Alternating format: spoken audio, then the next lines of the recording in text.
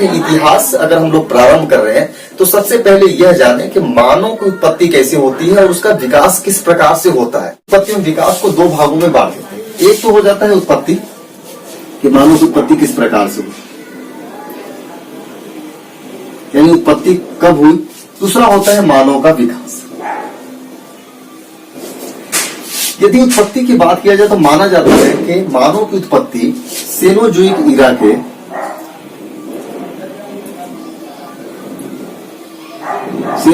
ईरा के तृतीयक युग में प्लायोसीन कल्प में हुआ था। प्लायोसीन कल्प में आज से लगभग 1 करोड़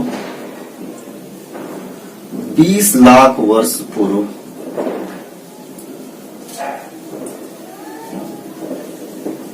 हुआ था। ध्यान रखिए, तो मानव की उत्पत्ति कहां पे होती है। मानव की उत्पत्ति के बारे में जो अभी वैज्ञानिक साक्ष्य रहा है, ये काफी विवादित रहा है कि वास्तव में मानव की उत्पत्ति कब हुई और कहां हुई। लेकिन फिर भी यह माना जाता है कि मानव की जो उत्पत्ति हुई है यह तृतीयक युग में सेनोजोइक ईरा के प्लायोसीन कल्प में हुआ। अभी युग क्या है, ईरा क्या है, कल्प क्या है, इन सब चीजों को जब हम लोग भूगोल पढ़ेंगे तो पृथ्वी की जो भौगोलिक उत्पत्ति रही है उस उत्पत्ति से संबंधित जितने भी कालखंड रहे हैं, यानी जब से पृथ्वी उत्पन्न हुआ तब से लेकर के अब तक के कालखंड को कई भागों में डिवाइड किया जाता है। ये डिवाइडेशन इसलिए किया जाता है कि समझने में आसान हो जाए। जैसे हम लोग एक साल को 12 महीने में बांट देते हैं, फिर महीनों को हम लोग सप्ताह में बांट देते हैं और सप्ताह को हम लोग दिन में बांट देते हैं। ठीक ऐसे ही पृथ्वी की उत्पत्ति से लेकर के अब तक का जो कालखंड रहा है उस कालखंड को 3 भागों में बांट दिया जाता है। पहला भाग होता है महाकल्प, जिसे ईरा बोला जाता है। दूसरा भाग होता है युग, जिसे बोला जाता है ईपोच। और तीसरा भाग होता है शक या कल्प, जिसे बोला जाता है पीरियड। ध्यान रखिए, यहां पे इसे समझ लीजिए तीनों अच्छे से। हम लोग आगे पढ़ेंगे तो जब भूगोल हम लोग पढ़ेंगे, ज्योग्राफी की जब हम लोग शुरुआत करेंगे तो वहां पे हम बात करेंगे इन तीनों कालखंडों की क्या होता है। सबसे बड़ा जो पृथ्वी की उत्पत्ति से लेकर के जो अब तक का जो समय रहा है उस समय को 3 भागों में बांटा गया है। देखिए, पहला बांटा गया महाकल्प में। महाकल्प को ही बोला जाता है ईरा। फिर ईरा का डिवाइडेशन किया गया, ईरा को बांटा गया युग में। युग को बोला जाता है ईपोच और युग को बांटा गया शक या कल्प में और कल्प को बोला जाता है पीरियड। यानी 3 कालखंडों में इस प्रकार से बढ़ता है। इसे और भी आसानी समझना हो तो इस तरीके से समझिए। ये मान लीजिए महाकल्प है, ईरा है। फिर ईरा को डिवाइड किया गया ईपोच में, ईपोच को डिवाइड किया गया शक में या पीरियड में। जब ईरा की बात करते हैं तो लगभग 5 ईरा माना जाता है कि 5 महाकल्प हैं अभी तक वर्तमान में आए हुए हैं। ईपोच की बात किया जाए तो ईपोच जो युग होता है इसे माना जाता है 4 युग आया है। और पीरियड की बात की जाए तो युगों को कई पीरियडों में बांटा जाता है, तो इनकी संख्या हो जाती है ज्यादा। तो ध्यान रखिए, 5 ईरा है, 4 ईपोच है। ईपोच को बोला जाता है युग। तो यहाँ बात कर रहे हैं हम लोग, क्या देख रहे हैं यहाँ पे हम लोग देख रहे हैं सेनोजोइक ईरा की बात की जा रही है। प्रश्न यहाँ से कई तरीके से पूछ सकता है कि मानव की उत्पत्ति किस ईरा में हुआ या किस महाकल्प में हुआ, तो सेनोजोइक ईरा में हुआ। किस युग में पूछा जाएगा तो तृतीय युग में पूछा जाएगा, और किस कल्प में पूछा जाएगा तो प्लायोसीन कल्प में मानव की उत्पत्ति होती है। ध्यान रखिए, तो ये 3 चीजें ध्यान रखिएगा। आज से लगभग 1 करोड़ 20 लाख वर्ष पूर्व यह माना गया कि मानव उत्पन्न हो चुका था, पैदा हो चुका था, जो सेनोजोइक ईरा के तृतीय युग में प्लायोसीन कल्प में हुआ था। यानी ध्यान रखिए, पूरे पृथ्वी का जो समय पीरियड रहा है उसको कई भागों में बांटा गया। पहले बांटा गया ईरा में, ईरा को बांटा गया और छोटा किया गया ईपोच, ईपोच को और छोटा कर दिया गया पीरियड में। जैसे हमने बताया कि हम लोग 1 साल को सुविधा के अनुसार एग्जाम्पल के तौर पर अगर समझे तो 1 साल को हम लोग बांट देते हैं महीनों में। 12 महीने होते हैं कि 12 महीनों को जो महीने होते हैं, महीनों को हम लोग बांट देते हैं सप्ताह में, यानी 1 महीने में 4 सप्ताह होते हैं। और सप्ताह को हम लोग बांट देते हैं दिन में, यानी 1 सप्ताह में 7 दिन होते हैं। तो हम लोग देख रहे हैं साल कितना हुआ, 1। तो महाकल्प माना जाए तो इनकी संख्या 5 हो गई। फिर महाकल्पों को बांटा गया युग में, प्राथमिक युग, द्वितीयक युग, तृतीयक युग और चतुर्थक युग। तो 4 युग हो गए। फिर युगों को अलग अलग कल्पों में बांट दिया गया, अलग अलग शकों में बांट दिया गया। तो यहाँ तक क्लियर आप लोगों को समझ में आया। यहाँ ध्यान रखिए, मानव की उत्पत्ति हमने करा दिया कब, सेनोजोइक ईरा के तृतीयक युग में प्लायोसीन कल्प में आज से लगभग 1,20,00,000 वर्ष पूर्व मानव की उत्पत्ति हो जाती है। मानव उत्पन्न होने के बाद अभी वर्तमान में हम लोग जिस कंडीशन में हैं यहाँ पे होमोसेपियंस के रूप में, यह ऐसा नहीं हुआ कि हम इसी प्रकार से मानव की उत्पत्ति होती है। ध्यान रखिए, इसे थोड़ा सा आप लोग समझने का प्रयास करिए। यहाँ पे तो मानव की उत्पत्ति को लेकर के दो तरीके के विचार पाए जाते हैं। धार्मिक विचार जिसे हम लोग बाइबल और कुरान में देखते हैं, और दूसरे विचार पाया जाता है साइंटिफिक या वैज्ञानिक विचार। दोनों विचारों में थोड़ा सा डिफरेंस है। इसे साइंस में अगर बात करें तो वो बात करता है कि मानव वर्तमान में जब पैदा हुआ था तो उस समय या इस अवस्था में नहीं था जो अभी वर्तमान में हम लोग देख रहे हैं, जैसे हम लोग है वर्तमान में। साइंस मानता है कि मानव का विकास हुआ है, विकास के एक चरण के रूप में यहाँ पे पहुंचे हुए। जब हम लोग साइंस पढ़ेंगे तो साइंस में हम लोग देखेंगे विकासवाद के कई सिद्धांत दिए गए। डार्विन ने दिया है, ह्यूगो डू ब्रीज ने दिया है, लैमार्क ने दिया है। तो ये विकास के चरणों को समझाते हैं इन लोगों, ये लोग डार्विन, लैमार्क और ह्यूगो डू ब्रीज के द्वारा। तो साइंस मानता है कि मानव का विकास हुआ, यानी प्रारंभिक अवस्था में मानव उस रूप में नहीं था जैसा हम थे। साइंस मानता है कि प्रारंभिक अवस्था में मानव का जो रूप था वो वास्तव में बंदर या चिंपैंजी या प्राइमेट्स थे, स्तनधारियों के समूह से निकला हुआ व्यक्ति है, जो धीरे धीरे विकास करते हुए अभी वर्तमान में हम इस कंडीशन में पहुंचे। लेकिन जब हम धार्मिक विचार की बात करते हैं, जब हम रिलीजियस व्यू में जाते हैं, तो रिलीजियस व्यू कहता है कि मानव की उत्पत्ति ईश्वर ने ऐसे ही किया था जैसे हम लोग हैं वर्तमान में। यानी धार्मिक रूप से मानव का विकास नहीं हुआ है, बल्कि ईश्वर ने मानव को मानव के रूप में ही पैदा किया था। यानी हम मानव के रूप में ही पैदा हुए थे, ऐसा नहीं था कि हम बंदर के रूप में पैदा हुए थे या चिंपैंजी या गोरिल्ले के रूप में पैदा हुए थे। तो साइंस और जो यानी कि साइंटिफिक व्यू और रिलीजियस व्यू में काफी डिफरेंस हो जाता है। तो ध्यान रखिए, अभी जो मान्यता प्राप्त व्यू है वो व्यू है साइंटिफिक व्यू, और साइंस यह मानता है, विज्ञान यह मानता है कि मानव का विकास हुआ है। इस वजह से मानव विकास से संबंधित प्रश्न भी पूछे जाते रहे हैं, और हमारे लिए इसलिए भी इम्पोर्टेंट हो जाता है कि साइंस में जब मानव विकास की बात की गई है और आयोग में बार बार यहाँ से प्रश्न पूछे जाते रहे हैं, तो इन दोनों उद्देश्यों से हमारे लिए इम्पोर्टेंट हो जाता है कि हम इस चैप्टर को पढ़ें। विकास का क्रम क्या चलता है, किस प्रकार मानव का विकास होता है। देखिए, मानव के विकास को हम लोग कई प्रकार से देखेंगे। मानव का विकास हेडिंग आप लोगों का होगा मानव का विकास। तो मानव की विकास का जो प्रारंभ माना जाता है, सबसे पहले ये माना गया कि मानव का जो विकास हुआ, मानव जो विकसित हुआ, सबसे प्रारंभिक अवस्था में जो मानव की उत्पत्ति मानी गई, वो मानी गई कि मानव की उत्पत्ति अफ्रीका में होता है। अफ्रीका में मानव की उत्पत्ति स्थल माना जाता है कि मानव जहां पे पहली बार उत्पन्न हुआ वह जगह था अफ्रीका।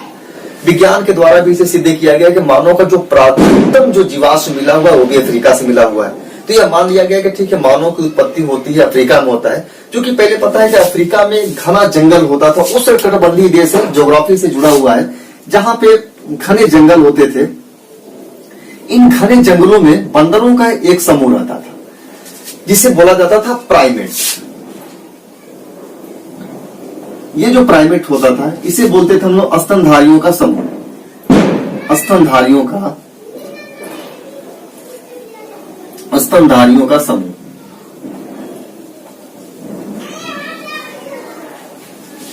इन प्राइमेटों से मानव की उत्पत्ति या मानव के विकास को जोड़ा जाता है कि मानव का जो विकास हो वो प्राइमेट्स से होता है। प्राइमेट्स बोला जाता है जो स्तनधारियों का जो समूह होता है उसे प्राइमेट्स बोलते हैं। प्राइमेट्स की कई सारी विशेषताएं होती हैं। अगर विशेषताओं के बारे में हम लोग चर्चा करें तो जैसे कि होता है, प्राइमेट्स क्या होता है, जंगलों में रहने वाले थे, पेड़ों पे वृक्षों पे रहते थे। ये सामान्यतः ये एक बार में एक ही शिशु को जन्म देते थे, है ना। ये इस प्रकार से प्राइमेट्स की विशेषताएं होती है, स्तनधारी होते थे। तो माना जाता है कि मानव का जो विकास होता है, यानी मानव प्रारंभिक अवस्था में प्राइमेट्स रूप में था, स्तनधारियों का एक समूह था जो अफ्रीका के उष्णकटिबंधीय जंगलों में। जब लोग अफ्रीका को देखेंगे, ज्योग्राफी में देखेंगे, तो ज्योग्राफी 0 अंश अक्षांश अफ्रीका से गुजरता है। उष्णकटिबंधीय मतलब घने जंगल होते थे, बारिश हमेशा वहां होती थी, बारिश होने की वजह से जंगल घने हो जाते थे। तो उन घने जंगलों में प्राइमेट्सों का एक समूह रहता था। वो जो प्राइमेट्स का समूह था वो बाद में चल करके जंगलों से बाहर निकलता है। पहले आप इसे दूसरे तरीके से आसानी से समझने का प्रयास करें। पहले हम लोग जान लेते हैं प्राइमेट्स क्या होते हैं। तो प्राइमेट्स के तहत कई सारे जानवरों को शामिल किया जाता है। जैसे कि हम लोग शामिल करते हैं प्राइमेट्स के तहत वानर को शामिल करते हैं, लंगूर को शामिल करते हैं, चूहा शामिल होता है, बिल्ली, चिंपैंजी, गोरिल्ला, चिंपैंजी, गोरिल्ला, ओरांग-उटांग, ये प्राइमेट्सों का एक समूह था जो अफ्रीका के उष्णकटिबंधीय जंगलों में रहते था।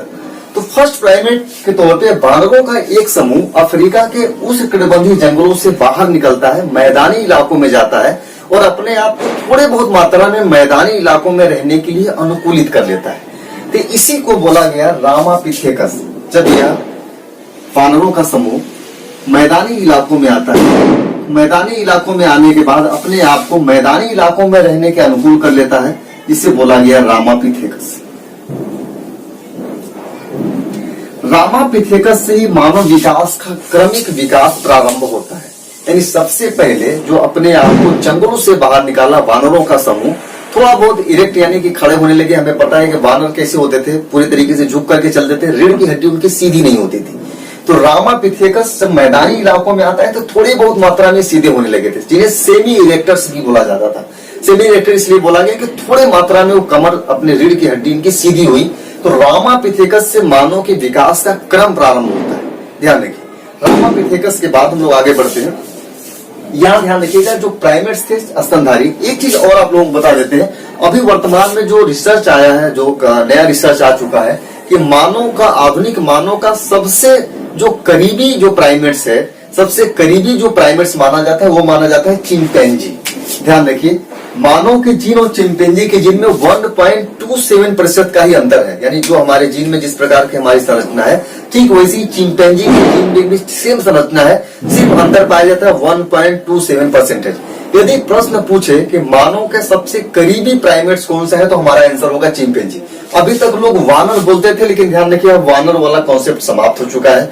अब मानव का सबसे करीबी जो प्राइमेट्स है वो है चिंपैंजी प्राइमेट्स है। ध्यान रखिएगा, अब वानर नहीं रहा। यानी हमारी जो उत्पत्ति का जो स्रोत माना गया, हमारे के बंदरों से जोड़ा गया हमारे विकास को, अब साइंस कहता है कि हमारा विकास वास्तव में चिंपैंजियों से हुआ है। हमारे जीन चिंपैंजी से मिलते हैं ज्यादा, न कि वानरों से मिलते हैं। तो अब उष्णकटिबंधीय जंगल में रहने वाले, इसमें ढेर सारे लोग थे, वानर, चूहा, बिल्ली, लंगूर, कई सारे जो प्राइमेट्स थे। तो उन्हीं से सबसे करीबी हमारा माना गया किससे, चिंपैंजी से माना गया। तो जब उष्णकटिबंधीय जंगलों से ये प्राइमेट्स जब बाहर निकलते हैं, जंगल से बाहर, तो मैदानी इलाकों में आते हैं। क्योंकि जंगलों में ये पेड़ों पे रहते थे, पेड़ों पे रहने की वजह से इन्हें कमर, जो रीढ़ की हड्डी होती थी, इन्हें सीधा करना नहीं होता था, बल्कि इस तरीके से एक हाथ और एक पैर को पकड़ के कूदना, डाकना, तो इनके रीढ़ की हड्डी हमेशा टेढ़ी रहती थी। जैसे आप कल्पना करिए, अगर आप पेड़ों पे चढ़ जाए, पेड़ पे एक डाली से दूसरे डाली पे जाना हो, तो आपकी कमर की जो हड्डी होगी वो सीधी नहीं होंगी, आप सीधे खड़े नहीं हो सकते, बल्कि झुक के ही आपको चलना होगा। तो जंगलों में रहने वाले ज्यादातर जानवरों के रीढ़ की हड्डी सीधी नहीं होती, बल्कि झुक के ही चलते हैं, जो पेड़ों के ऊपर रहते हैं। तो यहाँ ध्यान रखिए, यहाँ से जब मैदानी इलाकों में जब आते हैं ये प्राइमेट्स, तो मैदानी इलाकों में आने के बाद ये कमर की हड्डी को थोड़ा सा सीधा करने का प्रयास करते हैं।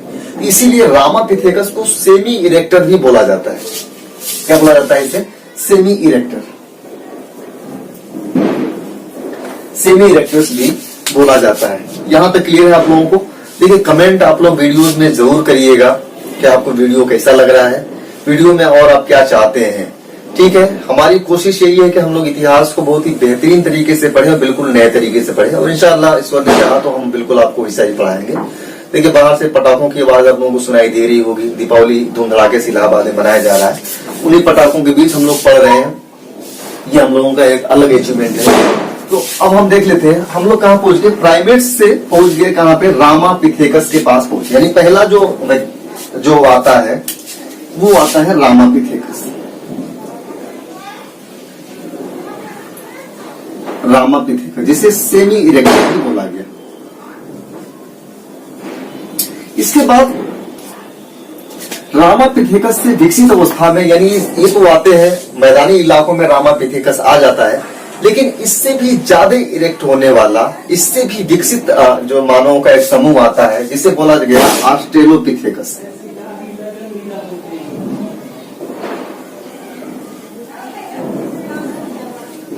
देखिए, रामापिथेकस से ज्यादा विकसित क्या हो गया, ऑस्ट्रेलोपिथेकस आया।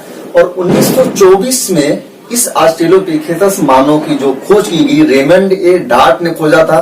कहां पे खोजा था, ऑस्ट्रेलोपिथेकस के बारे में ध्यान रखिए। 1924 में रेमंड ए डार्ट ने इसे खोजा। कहा? मध्य अफ्रीका के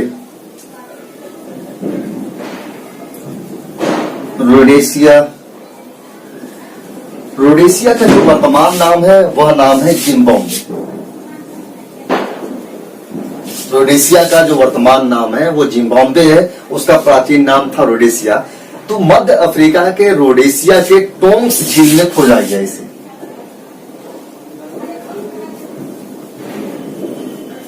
टोंग्स झील में इसके साक्ष्य मिलता है, यानी कि इसके अस्थि अवशेष मिलते हैं। जो प्राचीनतम मानव सम बोला जाता है, मानव सम का मतलब होता है जो मानव के समान था, होमिनिड्स जिसे बोला जाता है। तो प्राचीनतम मानव सम किसे बोला गया? ऑस्ट्रेलोपिथेकस को। ध्यान रखिए, प्राचीनतम मानव सम था ये, प्राचीनतम मानव सम था, इसे बोला गया होमिनिड्स। प्राचीनतम मानव था जिसे होमिनिड्स बोला गया। इसकी जो कपाल क्षमता होती थी, क्रेनियम कैपेसिटी, ये था 500 सीसी से लेकर के 700 सीसी तक। क्रेनियम कैपेसिटी को बोलते हैं कपाल क्षमता। ध्यान रखिए, कपाल क्षमता यानी कि हमारी जो बुद्धि की जो आईक्यू मापी जाती है वो सीसी से ही मापी जाती है। क्रेनियम कैपेसिटी से ही, कपाल क्षमता से ही आईक्यू की माप की जाती है। तो ये जो ऑस्ट्रेलोपिथेकस मानव, यानी इसी मानव को माना जाता है। इसी की खोज से जो माना गया मध्य अफ्रीका के रोडेशिया या जिम्बाब्वे के टोंग्स झील में जब खोजा गया, यही माना जाता है कि मानव का प्राचीनतम ये मानव संता होमिनिड्स था। होमिनिड्स का मतलब होता है जो मानव का पूर्वज माना जाए, यानी पहला जो मानव का पूर्वज माना जाता है वो ऑस्ट्रेलोपिथेकस माना जाता है। अभी जो रामापिथेकस था ये सेमी इरेक्टर अवस्था में था। मानव का विकास का पहला चरण तो था, लेकिन मानव का पहला जो पूर्वज माना जाता है वो ऑस्ट्रेलोपिथेकस माना जाता है। ये जो रामापिथेकस था वास्तव में प्राइमेट्स के तौर पे ही था, जंगलों से बाहर निकला तो प्राइमेट्स के तौर पे ही था। लेकिन ऑस्ट्रेलोपिथेकस को पहला होमोनिड मान लिया गया जो मानव के समान था। होमिनिड्स का मतलब भी होता है मानव के समान या मानव सम उसे बोला जाता है। तो प्राचीनतम मानव सम ऑस्ट्रेलोपिथेकस को माना गया। देखिए प्रश्न भी यहीं से ऐसे ही पूछता है कि प्राचीनतम होमिनिड्स कौन है या मानव सम कौन है, तो वो था ऑस्ट्रेलोपिथेकस, जिसकी खोज 1924 में रेमंड ए डार्ट ने किया था। ध्यान रखिए, यहां तक क्लियर है। उसके बाद आता है ऑस्ट्रेलोपिथेकस के बाद आता है होमो हैबिलस। होमो हैबिलस के बारे में होता है कि ये हाथों का खुला प्रयोग करते थे। हाथों का ये खुला प्रयोग करने वाले पहले व्यक्ति थे, होमो हैबिलस। ध्यान रखिए, एक क्रम से इसे नोट्स आप लोग बनाते चलिए। ऑस्ट्रेलोपिथेकस, इसके बाद हम लोग आते हैं होमो हैबिलस।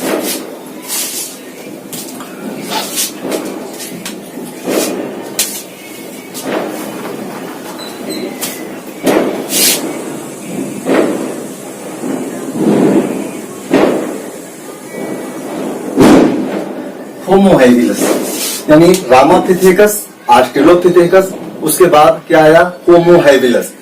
इनके बारे में क्या था? ये ऑस्ट्रेलोपिथेकस से ज्यादा अपने हाथों का प्रयोग करते थे। ये हाथों का खुला प्रयोग करने वाले पहले व्यक्ति थे।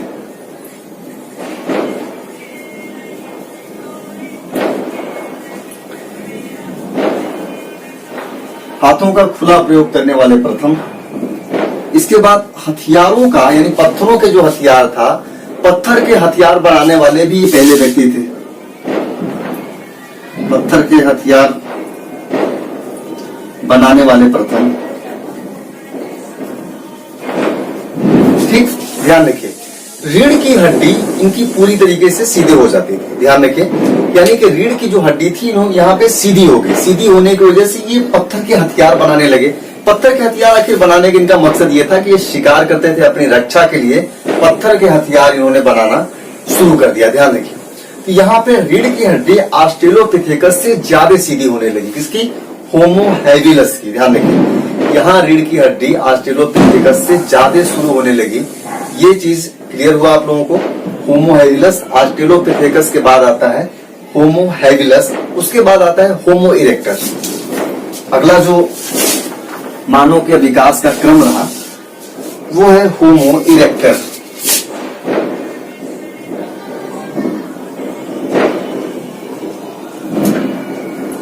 जब होमो इरेक्टर की हम लोग बात करते हैं तो होमो इरेक्टर, ध्यान रखिए, होमो इरेक्टर का मतलब होता है जो पूरी तरीके से रीढ़ की हड्डी जिसकी सीधी है। अभी तक हम लोग देख रहे थे कि ऑस्ट्रेलोपिथेकस की रीढ़ की हड्डी पूरी तरीके से सीधी नहीं हो रही थी, रामापिथेकस की भी पूरी तरीके से रीढ़ की हड्डी सीधी नहीं हुई थी, यानी कमर के बल सीधे खड़ा नहीं हो पा रहा था।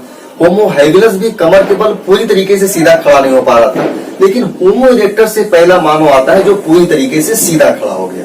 यानी यहाँ से मानव पूरी तरीके से कमर के बल रीढ़ की हड्डी उसकी सीधी हो गई और सीधा खड़ा होने लगा। होमो इरेक्टर को दो भागों में बांट दिया जाता है। पहला भाग बांटा जाता है जावा मानव के रूप में,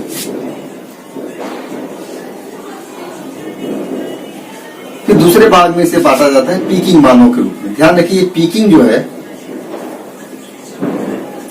दोनों की कुछ समान विशेषताएं हैं जो होमो इरेक्टर के तहत ही आता है। अगर पूछे कि कौन सा ऐसा मानव रहा जो पूरी तरीके से रीढ़ की हड्डी पे खड़ा हुआ, तो वो होमो इरेक्टर्स होगा। होमो इरेक्टर को पुनः दो भागों में हम लोग बांटते हैं, जावा मानव और पीकिंग मानव। पीकिंग हमें पता होना चाहिए कि पीकिंग जो अभी जो चीन की राजधानी बीजिंग है उसका पुराना नाम था पीकिंग। तो पीकिंग में साक्ष्य मिले थे, लगभग 40 अस्थि अवशेष मिले थे, इस वजह से वहां पीकिंग मानव नाम रखा गया। जावा हमें पता है इंडोनेशिया का एक द्वीप है जहां पे जावा मानव के साक्ष्य मिले, तो वहां जावा मानव कहा गया। दोनों मानव की कुछ सामान्य विशेषताएं हैं, जावा मानव की भी और पीकिंग मानव की भी। तो जावा मानव, ध्यान रखिए, जावा मानव की जो खोज हुई थी जावा द्वीप में सोलो नदी के किनारे हुआ था। कहां पे जावा मानव की खोज हुई थी? इसकी जो खोज हुई जावा द्वीप में, जावा में सोलो नदी के किनारे, सोलो नदी के किनारे ठीक टीनिंग ग्राम में एक गांव था जिसका नाम था टीनिंग ग्राम। टीनिंग ग्राम में जावा मानव की खोज हुई। ये जो मानव था ये नरभक्षी था। नरभक्षी यानी आदमियों को खाने वाले होते थे, ये नरभक्षी मानव होते थे। इनकी जो खोज की गई थी यू डुआय ने किया था खोज, इनकी यू डुआय ने खोज किया था, और इनकी जो कपाल क्षमता थी वो 900 सीसी थी। यानी इनकी कपाल क्षमता हम लोग देख रहे हैं कि इनकी जो कपाल क्षमता थी ऑस्ट्रेलोपिथेकस से ज्यादा थी। यानी कपाल क्षमता, इनकी जो आईक्यू लेवल है धीरे धीरे बढ़ रही है। हम लोग क्या देख रहे थे, जो ऑस्ट्रेलोपिथेकस था उसकी जो कपाल क्षमता थी, आईक्यू लेवल कितना था, 500 से लेकर के 700 सीसी थी। उसके बाद होमो इरेक्टर आते हैं जिनकी कपाल क्षमता, जावा मानव कपाल क्षमता 900 सीसी हो जाता है, ध्यान रखिएगा। इसके बाद हम लोग आते हैं पीकिंग मानव में। तो पीकिंग मानव के हम लोग पता है कि पीकिंग मानव की जो खोज हुई थी वो चीन में हुआ था, और इनकी जो खोज की गई थी WC पेई ने की थी। WC पेई ने खोजा था। यहाँ पे 40 अस्थि पंजर मिले थे, अस्थि अवशेष। कहां पे मिला था? ये मिला था पीकिंग में या बीजिंग में, जिसे बोल सकते हैं। ध्यान रखिए, ये जो दोनों मानव हैं, जावा मानव और पीकिंग मानव, दोनों होमो इरेक्टर के तहत ही आते हैं। लेकिन एशिया में बात करें तो जावा मानव यानी जावा में खोज किया गया सोलो नदी के टेलीग्राम किनारे। ये नरभक्षी होते थे, इनकी खोज की थी यू डुआय ने खोजा था, और इनका जो कपाल क्षमता होता था 900 सीसी होता था। पीकिंग मानव की बात की, इसको खोजा गया था WC पेई ने खोजा था। 40 अस्थि पंजर मिले हुए थे। इनकी जो कपाल क्षमता थी वो 1000 सीसी थी। क्रेनियम कैपेसिटी इनकी 1000 सीसी थी। और पीकिंग मानव के बारे में कहा जाता है कि ये भी नरभक्षी थे, और अग्नि का प्रयोग सबसे पहले इसी ने किया। तो अग्नि का प्रयोग करने वाले सबसे पहले कौन से लोग थे? ये पीकिंग मानव थे, जिन्होंने पहली बार आग का प्रयोग किया। यह प्रश्न को थोड़ा सा घुमा सकता है, थोड़ा सा उलझा सकता है कि अग्नि का प्रयोग सबसे पहले किस मानव ने किया, जहां पे पीकिंग या जावा मानव का ऑप्शन न देकर के होमो इरेक्टर देगा। तो हमें क्या मानना होगा? होमो इरेक्टर ने अग्नि का सबसे पहले प्रयोग किया। यानी होमो इरेक्टर को दो भागों में बांटा जाता है, जावा मानव के रूप में और पीकिंग मानव के रूप में। पीकिंग मानव ने सबसे पहले अग्नि का प्रयोग किया था। अगर पीकिंग ऑप्शन में नहीं होगा तो होमो इरेक्टर ऑप्शन में होगा। तो होमो इरेक्टर को लेकर के पहली बार सीधा खड़ा हुआ, अग्नि का आविष्कार सबसे पहले होमो इरेक्टर ने किया। ये नरभक्षी होते थे, इन्हें बोल सकते हैं सर्वाहारी होते थे होमो इरेक्टर, जो सब कुछ खाते थे, यानी मांसाहारी होते थे। सॉरी, सर्वाहारी नहीं, होमो इरेक्टर जो है मांसाहारी होते थे, ये मांस खाते थे। इन्हें बोला जाता है जावा और पीकिंग मानव, ये नरभक्षी होते थे, नरों खाते थे। तो होमो इरेक्टस के बाद आता है जो अगला जो विभाजन आता है वो होता है निएंडरथल मानव का।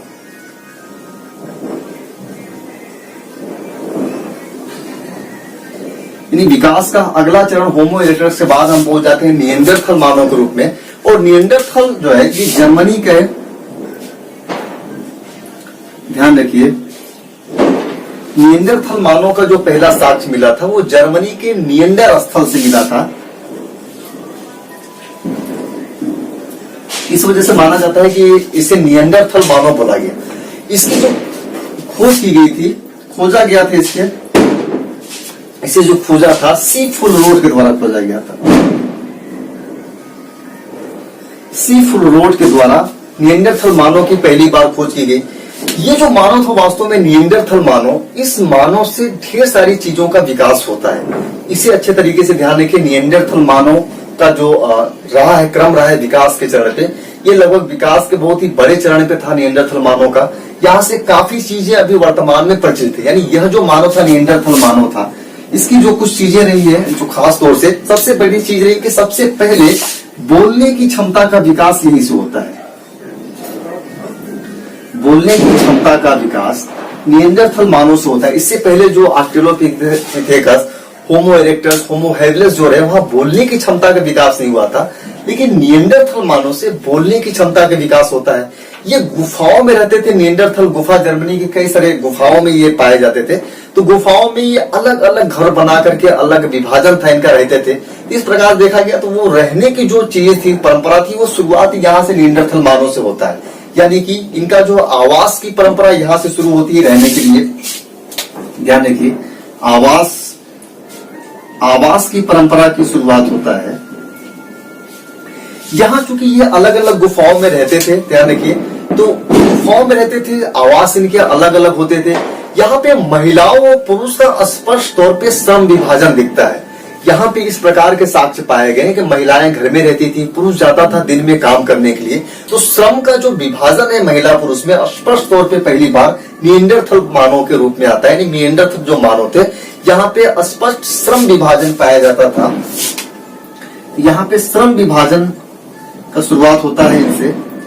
इसके अलावा जब ये मर जाते थे, इनके जब मृत्यु हो जाती थी, तो मृत्यु होने के बाद ये शव को दफना देते थे। यानी कि शव दफनाना, इनकी जो प्रारंभिक साक्ष्य मिले शव दफनाने का, तो निएंडरथल मानव शव दफनाने की प्रथा शुरू किए थे। शव दफनाने की प्रथा किसने शुरू किया था? निएंडरथल मानव ने। श्रम विभाजन किस प्रकार से पाया गया कि पुरुष जाते थे बाहर काम करने के लिए, महिलाएं घर में रहती थी, तो यहाँ पे श्रम विभाजन हो गया। उसके बाद शव दफनाने की जो परंपरा थी, यानी मृत्यु होने के बाद इस शव को दफना देते थे। इसके बाद आग का व्यापक स्तर पे जो प्रयोग किया गया, यानी आग का प्रयोग हम लोग देख रहे हैं, होमो इरेक्टस ने आग का प्रयोग कर लिया था, लेकिन आग का व्यापक लेवल पर, बड़े लेवल पे जो प्रयोग किया गया, यानी खाना बनाने के रूप में, ये निएंडरथल मानव के द्वारा ही किया गया।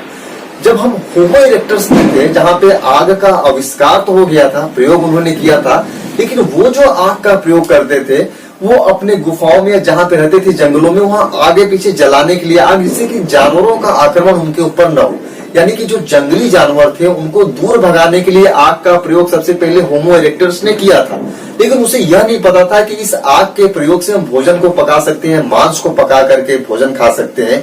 ये प्रयोग सबसे पहले निएंडरथल मानव के द्वारा किया गया। तो आग का भोजन के रूप में सबसे पहली बार प्रयोग किसने किया था? निएंडरथल मानव ने।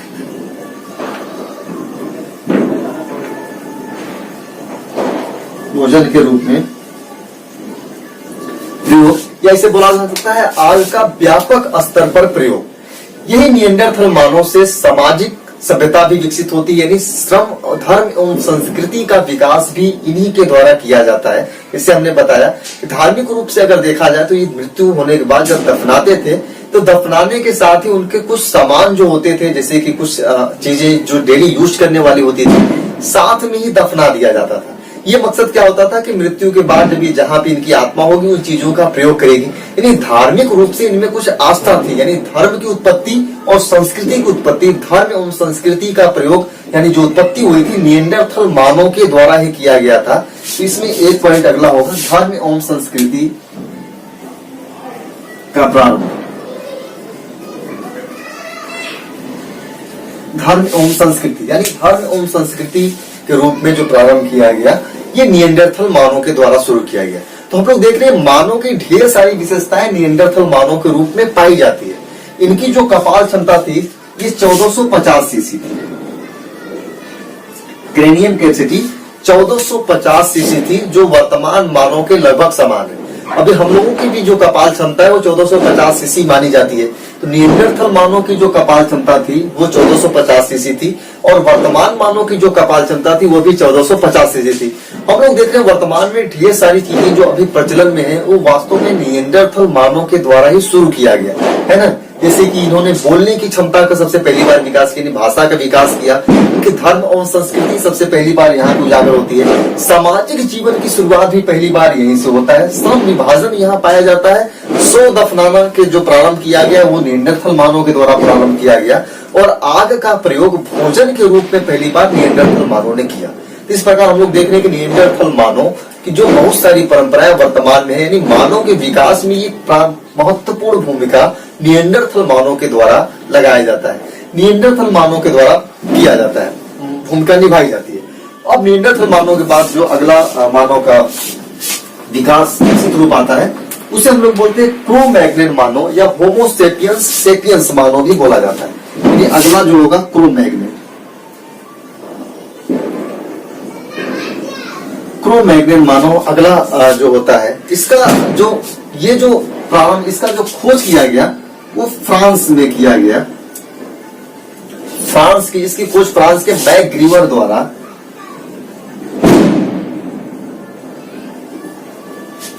इसका खोज फ्रांस के मैकग्रीवर द्वारा किया गया। कहां पे किया गया? फ्रांस में किया गया। फ्रांस में मैकग्रीवर के द्वारा क्रो-मैग्नन चट्टान में किया गया, इसीलिए इसका नाम रख दिया गया क्रो-मैग्नन चट्टान। क्रो-मैग्नन चट्टान में किया गया था पहली बार जो साक्ष्य मिले क्रो-मैग्नन मानव का, या इसे हम लोग बोलते हैं होमो सेपियंस सेपियंस मानव का साक्ष्य फ्रांस से मिलता है। मैकग्रीवर के द्वारा खोजा जाता है क्रो-मैग्नन चट्टान में। ध्यान रखिए, इनकी जो कपाल क्षमता थी, इनकी जो क्रेनियम कैपेसिटी थी वो 1600 सीसी थी। यानी आप अंदाजा लगा सकते हैं कि अभी वर्तमान में हम लोगों की जो कपाल क्षमता है वो 1450 सीसी है, लेकिन हमसे पहले ये मानव के जो तुरंत पूर्वज ही माना जाता है। वर्तमान मानव का आधुनिकतम निकटतम जो पूर्वज माना जाता है वो क्रो-मैग्नन को ही माना जाता है। यानी वर्तमान मानव का जो आधुनिकतम पूर्वज है, आधुनिकतम पूर्वज इसी को माना जाता है, क्रो-मैग्नन को माना जाता है। यह प्रश्न पूछता है कि वर्तमान मानव का आधुनिकतम जो पूर्वज है वो कौन है, तो क्रो-मैग्नन है। इनकी कैपेसिटी कितनी थी? क्रेनियम कैपेसिटी 1600 सीसी थी, यानी हमसे 150 सीसी ज्यादा इनकी कपाल क्षमता थी। ये ध्यान रखिए, यानी हमसे जस्ट पहले के जो हमारा पूर्वज था क्रो-मैग्नन, उसके जो दिमागी आईक्यू था वो हमसे बहुत ज्यादा था। 150 सीसी हमसे ज्यादा था आईक्यू। हमारी जो अभी वर्तमान में जो क्रेनियम कैपेसिटी है सीसी वो 1450 कपाल क्षमता है, ये ध्यान रखिए। तो क्रो-मैग्नन मानव से यहाँ से जो प्रश्न बनता है, ये प्रश्न बनता है कि आधुनिकतम मानव का जो निकटतम पूर्वज है कौन है? क्रो-मैग्नन होगा। इसकी कपाल क्षमता कितनी थी? 1600 सीसी थी। माना जाता है, ये प्रश्न इस प्रकार से भी पूछता है कि जो आधुनिकतम मानव का, हमारा जो वर्तमान जो मानव, इसका आधुनिकतम जो पूर्वज है, निकटतम जो पूर्वज है, उसकी कपाल क्षमता आधुनिक मानव से, वर्तमान मानव से ज्यादा था या कम था? तो हमें पता है 150 सीसी ज्यादा था। वर्तमान मानव का जो क्रेनियम कैपेसिटी है 1450 होता है, लेकिन क्रो-मैग्नन का क्रेनियम कैपेसिटी हो जाता है 1600 सीसी। ध्यान रखिए, क्रो-मैग्नन के बाद आता है होमो सेपियंस मानव। क्रो-मैग्नन को होमो सेपियंस सेपियंस भी बोला जाता है, डबल लगाते हैं, होमो सेपियंस सेपियंस। ध्यान रखिए, इसे होमो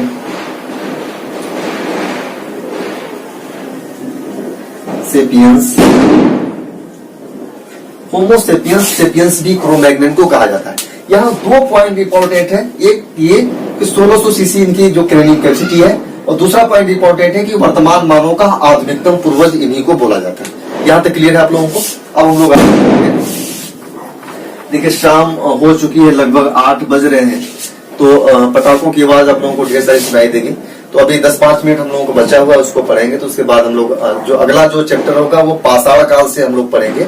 ये मानव के विकास से यहाँ से एक प्रश्न अक्सर पूछ देता है, जो प्रश्न अक्सर पूछा जाएगा, इस वीडियो उसको एक बार देख लेंगे, वो प्रश्न आपका गलत नहीं होगा, ये ध्यान रखिएगा। इसके बाद लास्ट में आता है होमो सेपियंस मानव। क्रो-मैग्नन के बाद आता है होमो सेपियंस। क्रो-मैग्नन के बाद आता है होमो सेपियंस मानव। ये माना जाता है कि 10,000 बीसी के आसपास होमो सेपियंस मानव का 10,000 बीसी के आसपास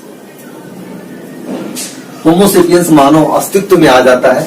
ये आधुनिक मानव इन्हीं को बोलते हैं, आधुनिक मानव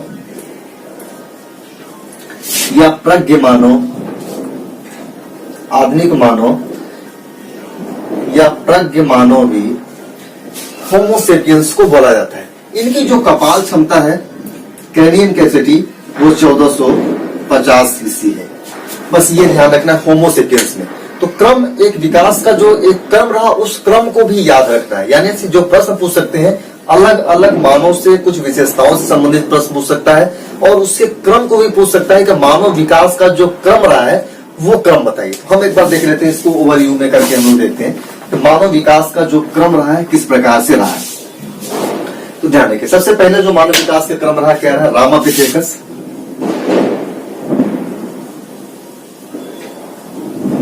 रामापिथेकस के बाद मानव का विकास का क्रम होता है ऑस्ट्रेलोपिथेकस।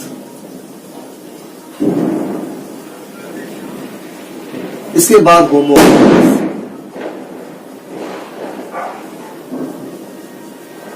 फिर आता है होमो इरेक्टर। होमो इरेक्टर को दो भागों में बांटा गया था, जावा मानव और पीकिंग मानव।